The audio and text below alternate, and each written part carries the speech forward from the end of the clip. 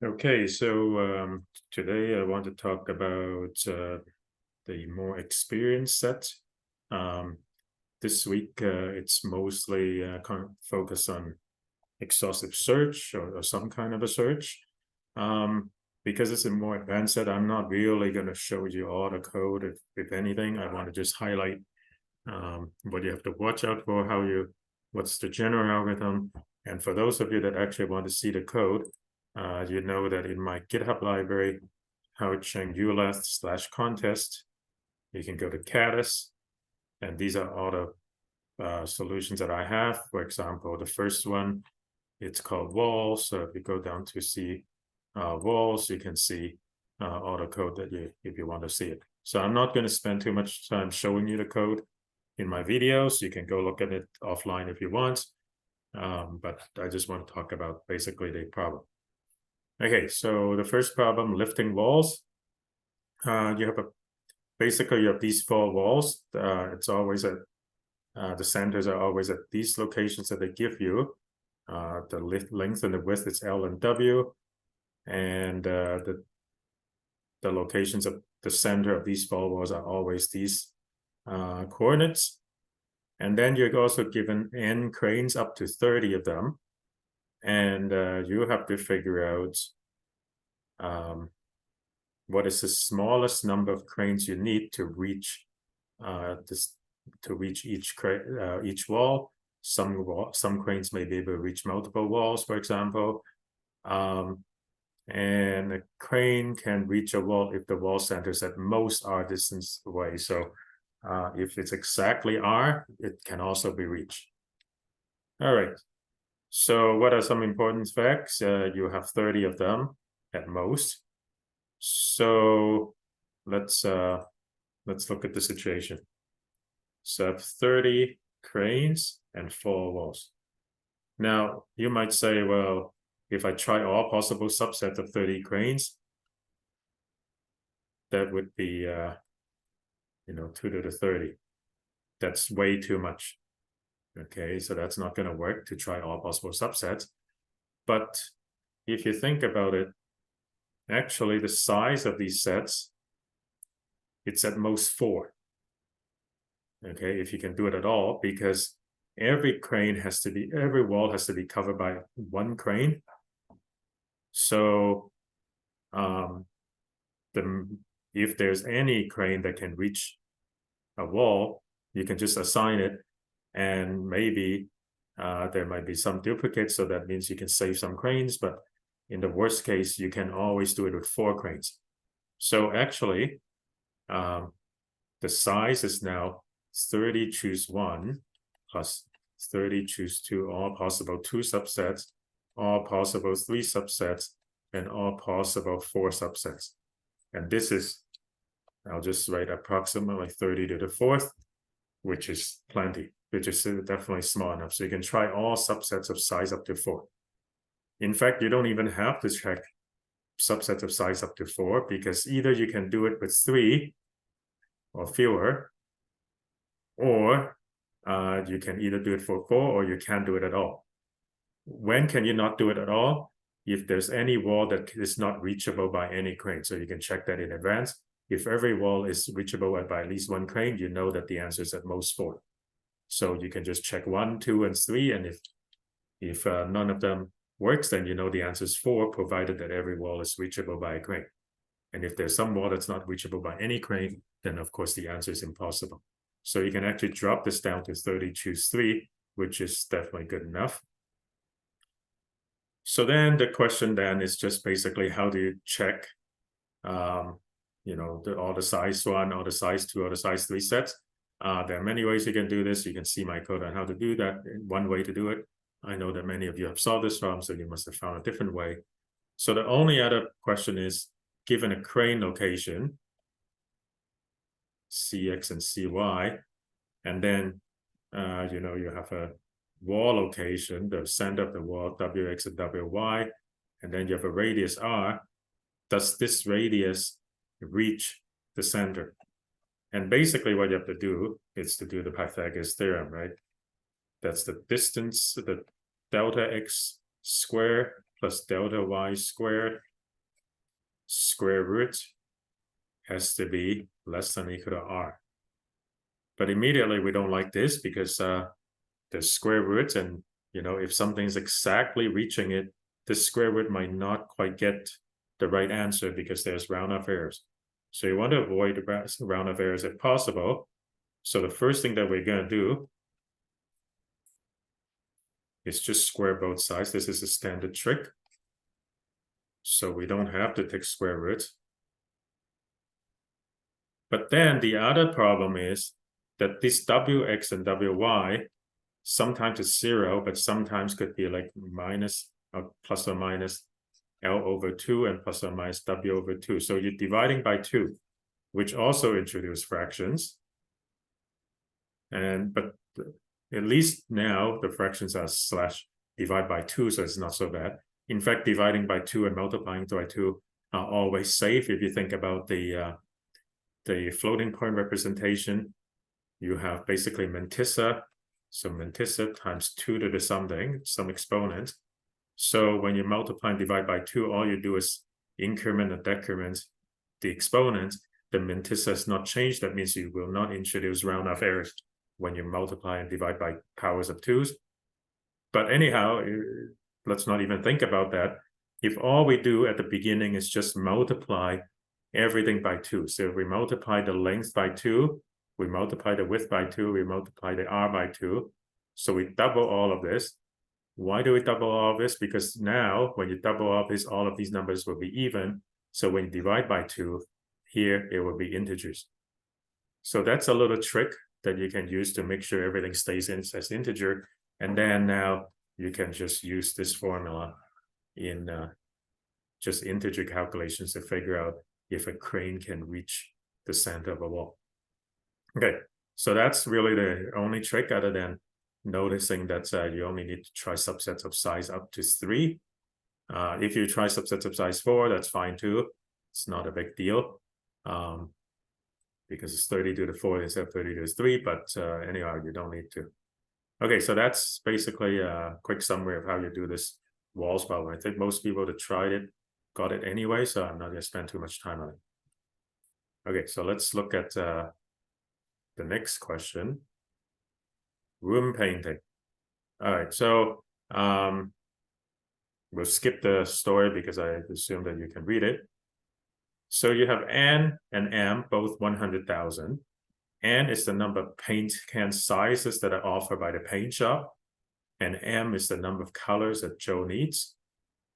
Then each of the next N lines contains the size of a can offered by the paint shop in microliters. Each contain no more than 1,000.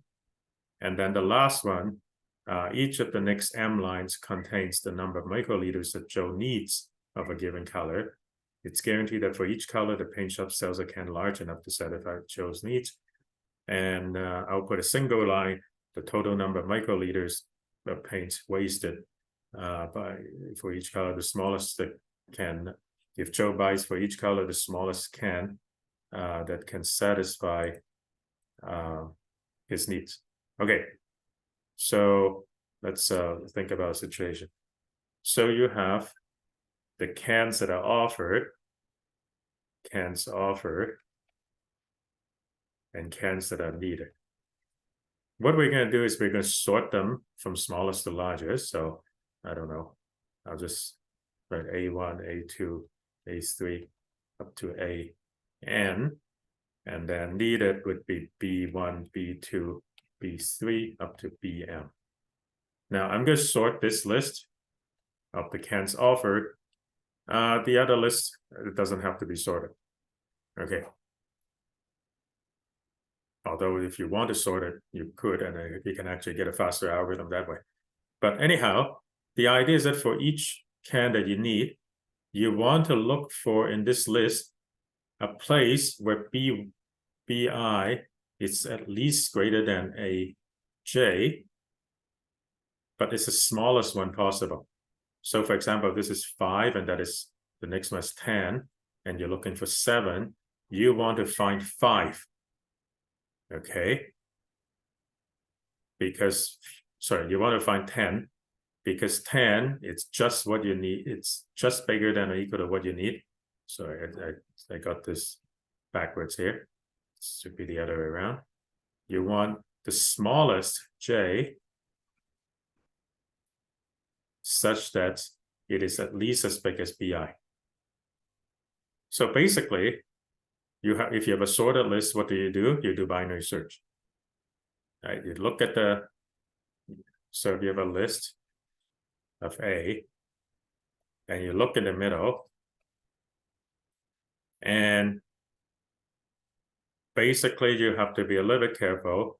If bi, so this is a mid, if bi that you're looking for, it's strictly greater than am, you know that what you're looking for is not on the left side, so you just go to the right side. But to go to the right side, you also remove the middle. So now if, in this case, that's what you want. You want the right side, ignoring the middle. Because the middle is not what you want. Okay. If, on the other hand,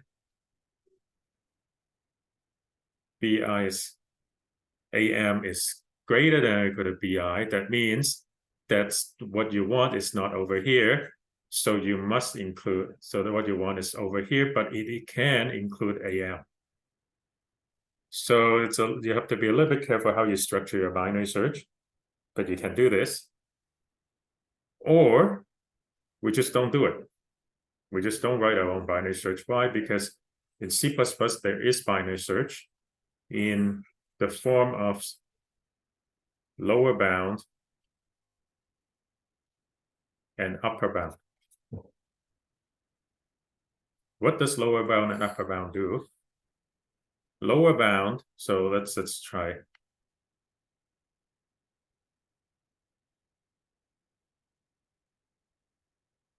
Okay, if you're doing lower bound of 18, it is the first element in your array that it's at least as big as what you're looking for.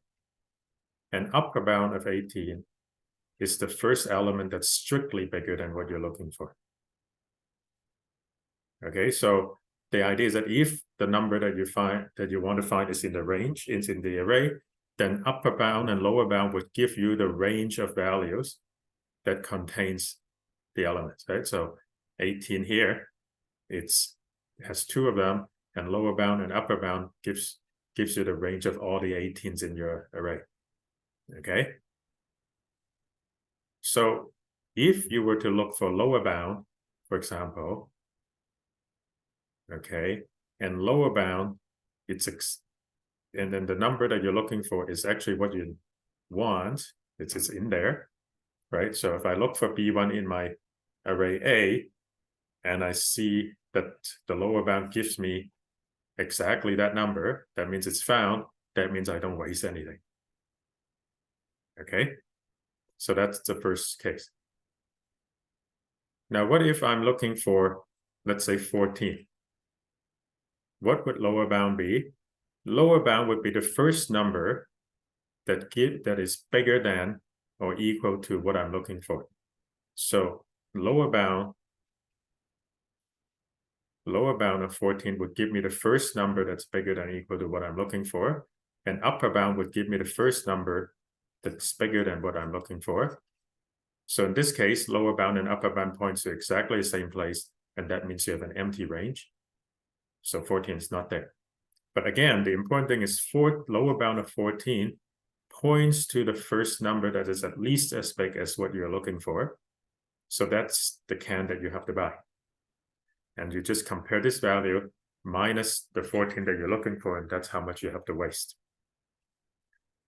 So basically, you can do this by using binary search, and especially using the lower bound function in STL, and that will help you basically solve this problem in the least amount of fuss, because you don't have to write really any code to do the binary search.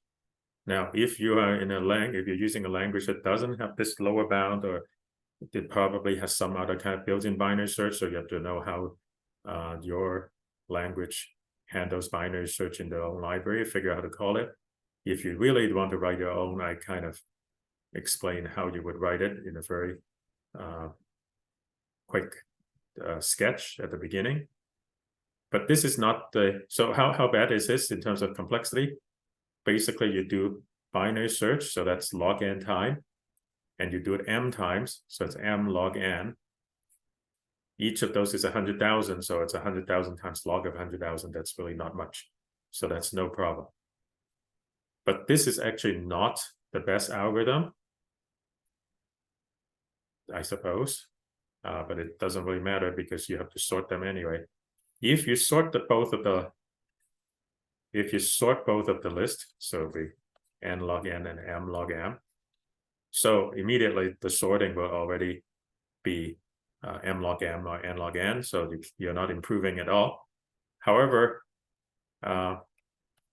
once you've sorted it, if you have two sorted lists, you can actually do something that is a little bit smarter. You can say, okay, I'm going to scan forward to match B1. So maybe you find this one is the best one. And then when you look at B2, you don't have to scan A1 and A2 again. You can start from here and scan forward, because B2 is bigger than or equal to B1. So B1 doesn't fit A1 and A2. B2 cannot fit A1 and A2. So you can just kind of keep this scan only to things that you haven't scanned yet. And if you do it this way, the second part of this to match the request to the cans can be done in basically n plus m time instead of m times log n. So the second part could be done faster than what I told you, but it doesn't actually matter because the runtime is dominated by the sorting. So even though the second part can get you a little bit faster, it doesn't really matter too much in practice. So you should really just write whatever is easiest for you. And if you know binary search and STL well, that's probably the easiest one because it's essentially one line of code. Okay. So let's go to the next problem. Careful accent. Okay, so I'll just kind of explain roughly what's going on. So you start from somewhere, and there are these different shields at different heights that slows you down, and they tell you how you slow you down. And so you decide how fast you want to go horizontally. So you have some kind of horizontal speed. I'll just call it HV, horizontal speed. And if you know how long it takes to rise, so they tell you how long it takes to rise to 40. So what did they say? Let me just quickly check.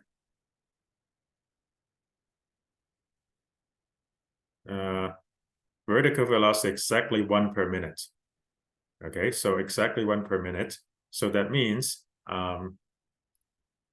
it takes 40 minutes to reach the bottom of the shield. And so in the 40 minutes, you would have traveled 40 times the horizontal velocity. And then this part slows you down, the shield slows you down. So for 50 minutes, you travel at something that's slower. So again, they tell you how to compute your speed. And based on that, you can figure out where you are in the x coordinate. And now you're out of the shield and so on. So they give you the x and y coordinates of the target. They tell you where all the shields are. There can be multiple layers of shields. You have to figure out what is the initial velocity, horizontal velocity you use, so that you will hit your target exactly. And that's the question. Okay. So what are the constraints? Everything is between 10 million plus or minus 10 billion, all the x and y coordinates.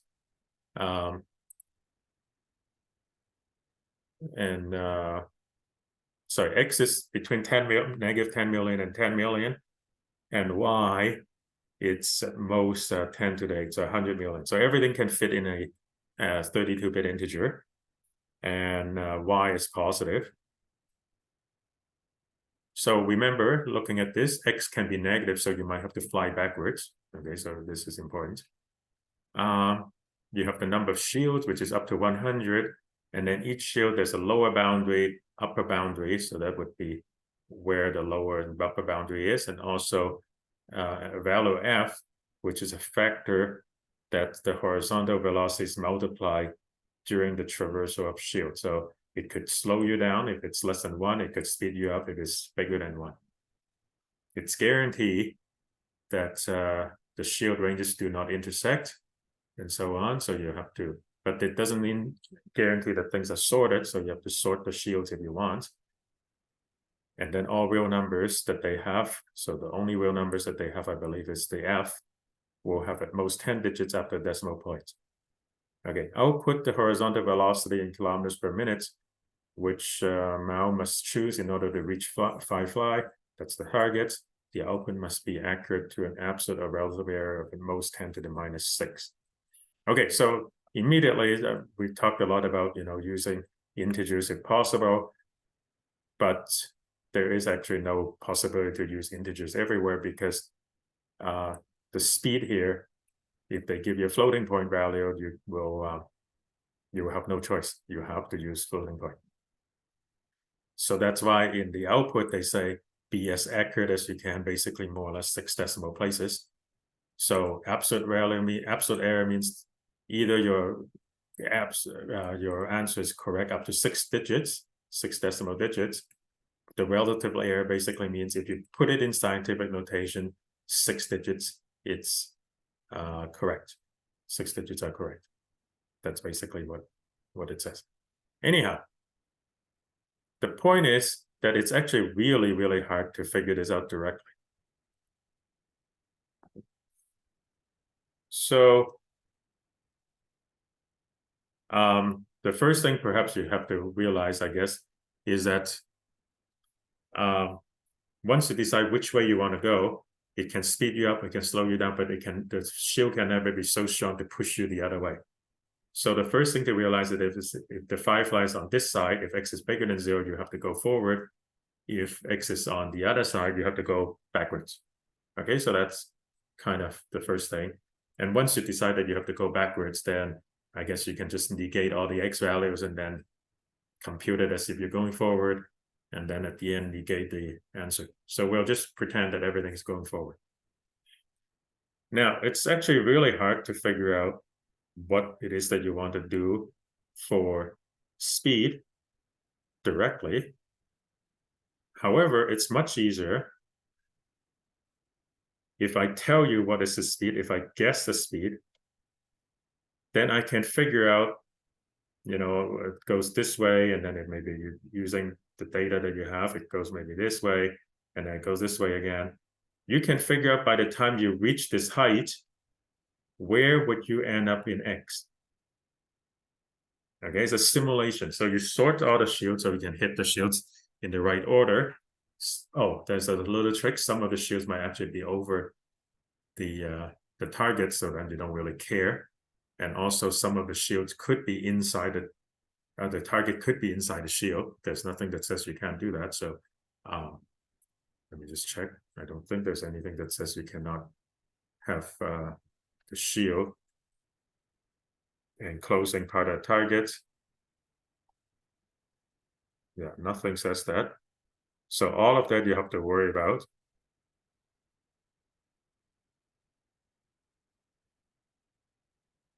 Okay, now that doesn't really matter. The point is, if you know what the guess is, you can figure out the first shield, right? Figure out how long it takes to get there, because the y value, L, the lower and the upper bound, the distance here, it's the number of minutes. So how far you go this way, it's basically your velocity that you guessed times this height. Then you can modify the velocity in this shield. You know how hard it is, so you can figure out how high you go, where is your x, and so on. And of course, you stop when you reach the target in terms of y. And again, just be careful that this target could be inside the shield. Once you reach there, you have an x, y value. Y, of course, is the y of the target, but your x may not be what you want. So in this case, we've gone too far. So what does it mean? If we've gone too far, that means my velocity, initial velocity was too big. So what do? Make smaller guess. And if I haven't gone far enough, right? So if I try a velocity, I end up over here, that means I need to make bigger guesses. And when you see something like this is basically binary search, right? So what do? You don't really know an upper bound, so you start from a guess of 1. And you keep doubling it until it's too big, right? So you just keep doubling until it's too big. Eventually, it will be too big. And once you have too big, let's say it's 128, now you know that the answer is between 64 and 128, and now you run your standard binary search. And that's the end of it. So the main thing is to realize that it's pretty straightforward, I guess, to do the binary search. And then the other thing is, because you don't have an upper bound, you can look for this upper bound just by doubling. Okay, now you do have to say, okay, when do I stop in my binary search? Because I'm looking for a floating point number with 6 digits of accuracy, right? So I don't really want to just stop when they have this 60, when it's like I don't know, when you get to something like 70 and 71. Like in many binary search, if you're looking for integers, maybe this is when you stop, but you need to keep going. And in fact, all these numbers, I should put it as floating points, because when you start dividing more, you're going to look at 70.5, and then you're going to look at 70.25, and so on. So when do you actually stop? You stop when the upper and lower limits, so the high and the low, are so close together that you can't tell them apart, up to 6 digits. So we'll just be absolutely sure, instead of just say 10 to the minus 6, we'll just say 10 to the minus 9. Okay, it will be even more precise than we need, but it doesn't really matter, because why? Every time you do this, you divide this by half. You divide the interval by half. So you're kind of introducing 1 extra bit of precision every time. And basically, every 3 or 4 decimal digit is roughly 1 binary. Sorry, every 3 or 4 binary digits is more or less 1 decimal digit. So if we want 3 more digits of decimal than necessary, we basically do about 12 more steps. And 12 more steps in binary search is nothing.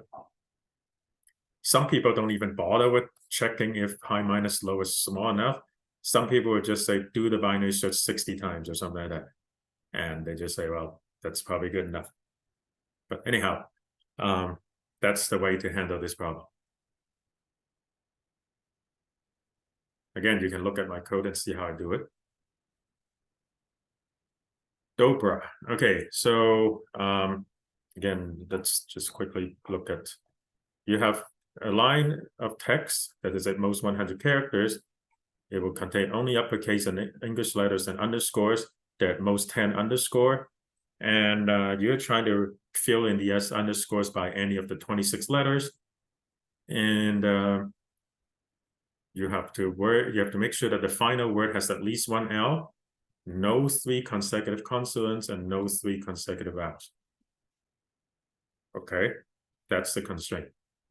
And you have to count how many ways can you do it.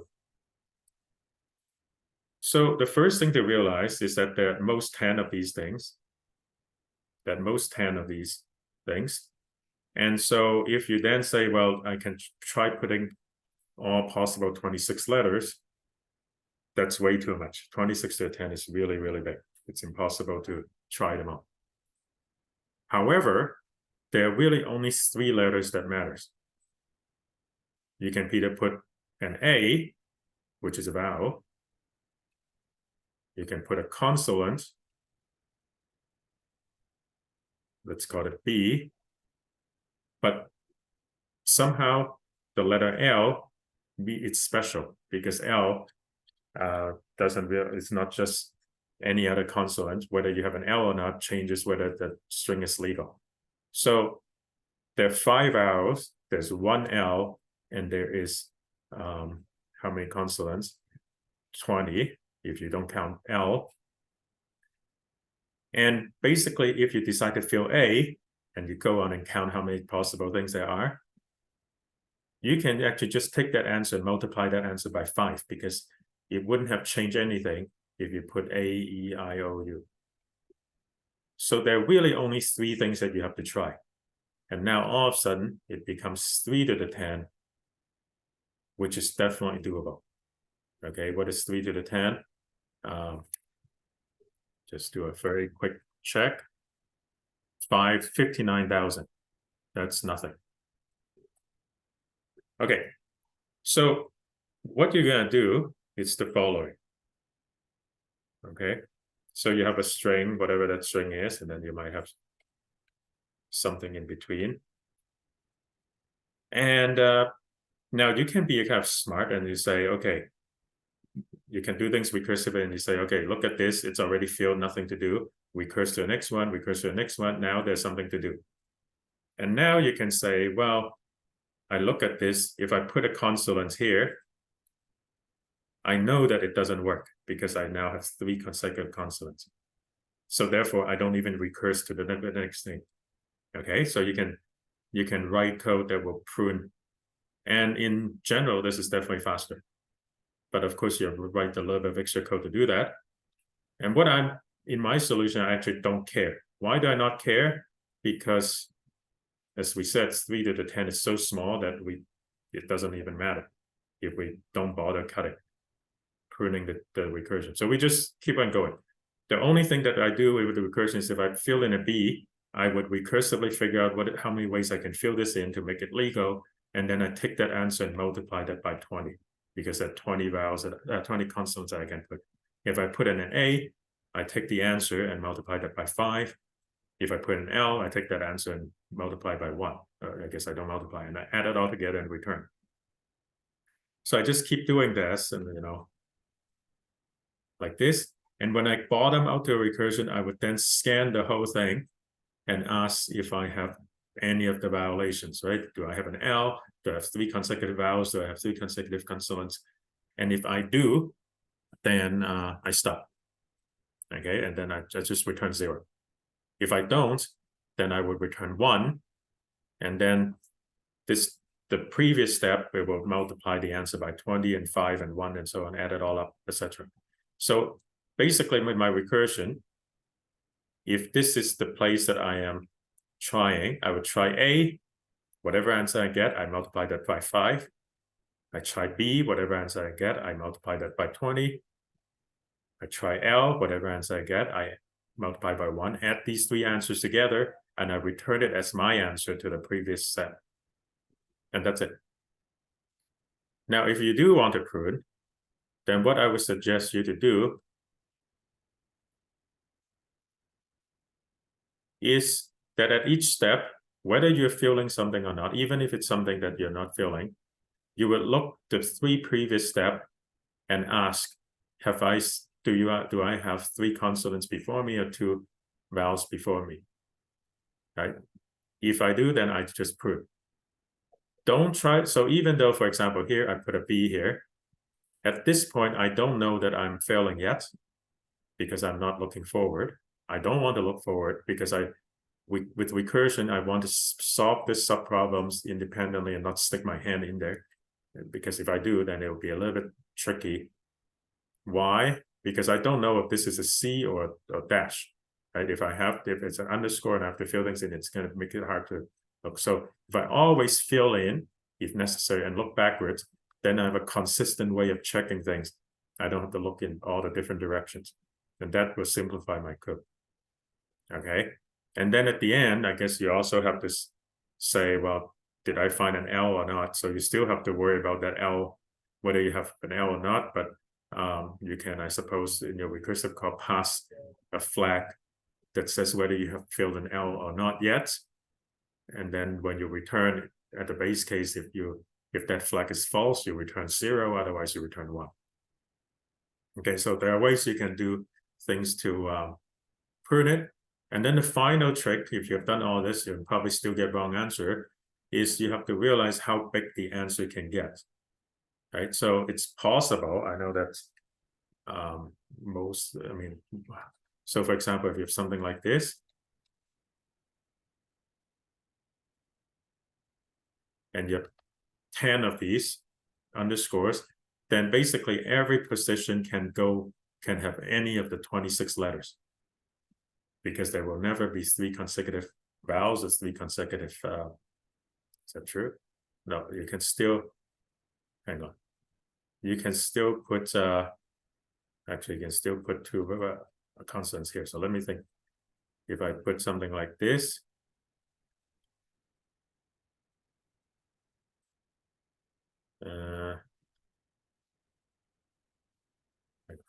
if I put something like this, A, B, A, like this, then there's no way you can insert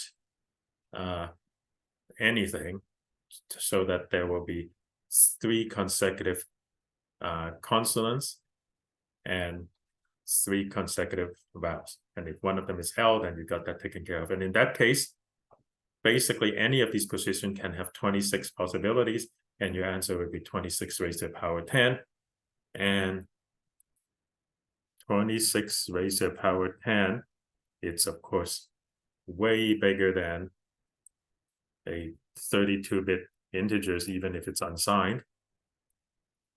But signed will be even smaller. But 64 bits, it's big enough. So a quick analysis should show you that you need to use a 64-bit integer. Okay. Okay, so that's all the things that you need to worry about for this problem. And then finally, page layout.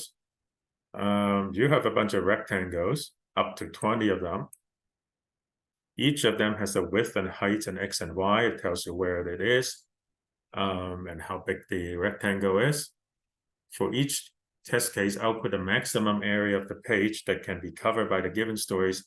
2 stories are considered overlapping if the area of the intersection is non-zero. That means they can touch, but they can't overlap by more than just touching on the boundary. Well, it actually just tells you that. And so what do you, and it's, you have to find the maximum area. So there are 20 of them. So basically, you can try them all. Try all subsets. And then different ways you can try all subsets of 20 things. That's immediately 2 to the 20. And now, once you have the subsets, basically you need to try all pairs to see if they overlap. And if so, reject the subset, right? So how do you know if 2 things overlap, right? So you have x1, y1 with width 1 and height 1.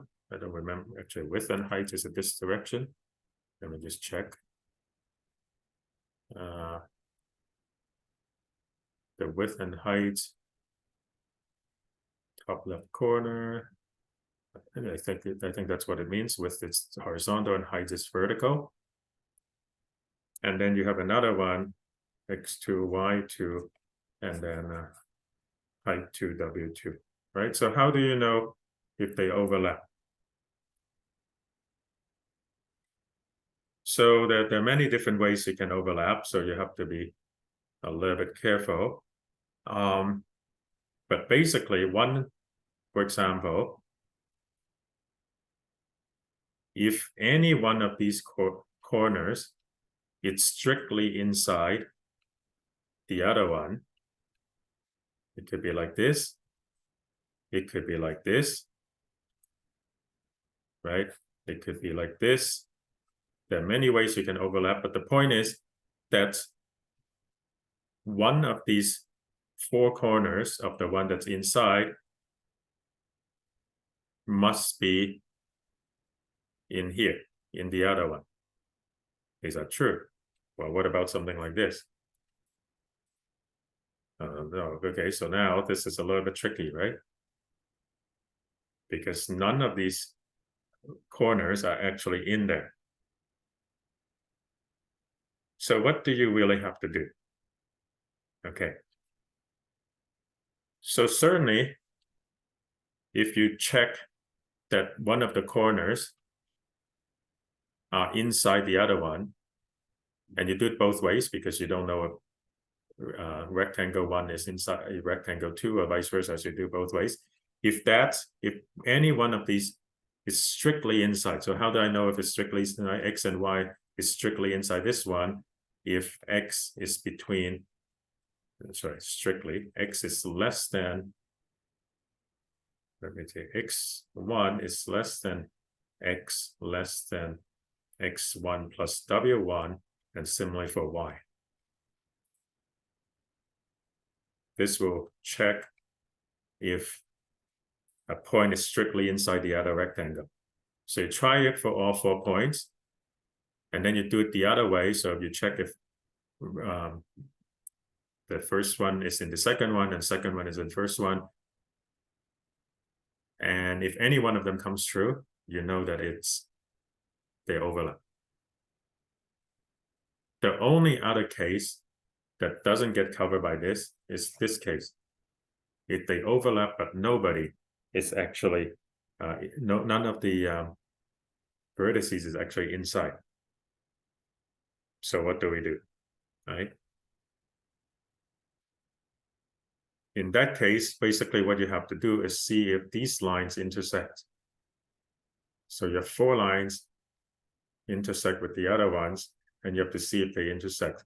Now, you don't have to maybe worry so much about parallel lines. I guess you could have something like this. So maybe you have to do some kind of line intersection. Right, so this is a little bit tricky.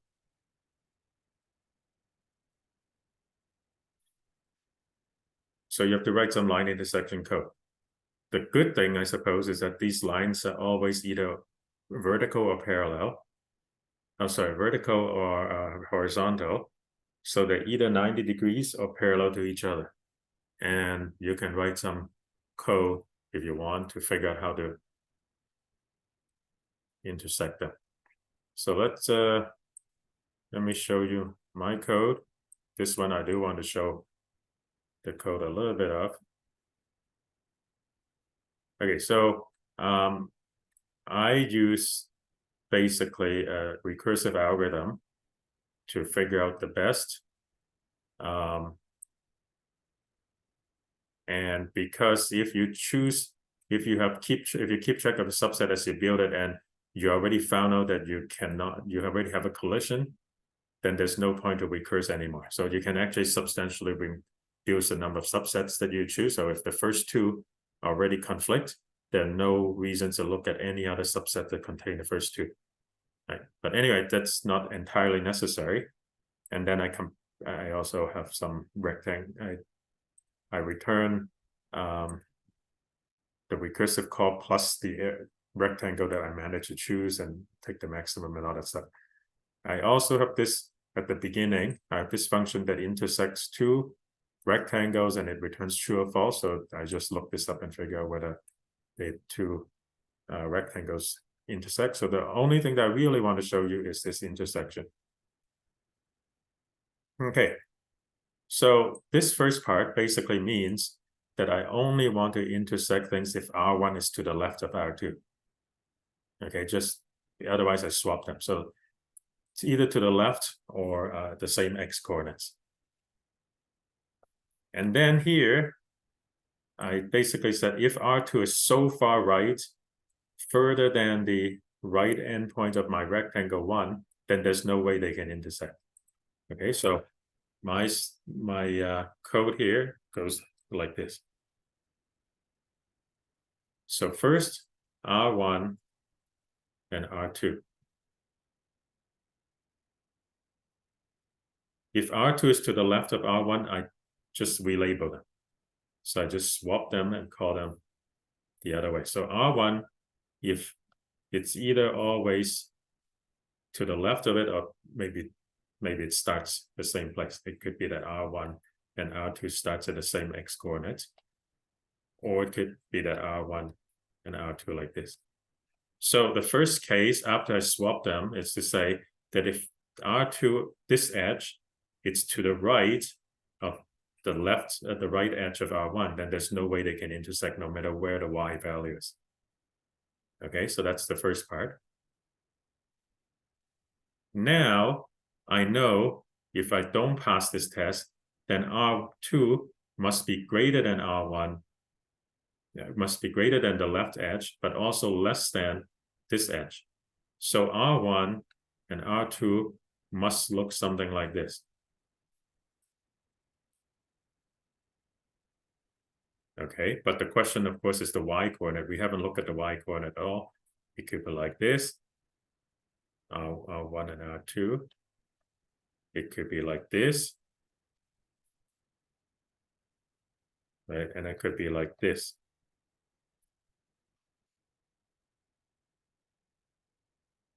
Or also, right? There are many, many different configurations that we can have. So now we have to check R. So basically now we know that the X coordinate intersect. So basically we have to ask, do the Y coordinates intersect? It's actually probably easier to check if they don't intersect than they intersect. So here's what I do. If R1 plus Y, if R1.Y plus R1.H is less than or equal to R2, in other words, if the bottom edge of R1 it's still on top of the top edge of R2, then they don't intersect. Or vice versa. If the bottom edge of R2 it's on top of the top edge of R1, they don't intersect. Any other case, they intersect. Okay, so this is a simpler way than what I talked about at the beginning of a line intersection to decide if two intersect. And actually, I look at all possible ways of them not intersecting and then figure out, and then the rest must be intersecting. So it's actually easier to check if they don't intersect and they intersect. Okay. And so in here, the code, I have some pruning, as I said, if I'm doing this subset recursively. So if I get to the end, I don't add any more area because there's no more rectangles I can choose. Then in my subset, I recursively go ahead without choosing anything. So I don't choose the current rectangle. Otherwise, I try to choose the current rectangle if I don't collide with anything that I already chose. So this basically check for each of the element rectangles I've chosen already up to this point. If it's chosen and it collides, then I have to set the flag good being false, meaning that I'm not allowed to choose this rectangle. So if I'm still allowed to choose this rectangle, then I choose it. Then I recurse. So I recurse plus the area of the rectangle I just chose, whatever the recursion gives me, I add my current rectangle that I just chose, and I take the maximum of what I have found so far. And then I unchoose it, and then I recur, right? So basically, my recursion is for each element, either I don't choose it or I choose it, and that's how I recurse and try all possible subsets. Okay, so I'm going to stop here today. This week, I'm actually not going to provide another practice set. Okay, then the reason is that there is a North American qualification, and then the following Friday, my plan is to talk about problems in the North American qualification contest. So this week, if you're done, if you have something you want to practice on, you can practice with the North American qualification problems, I guess. Okay. All right. See you all later.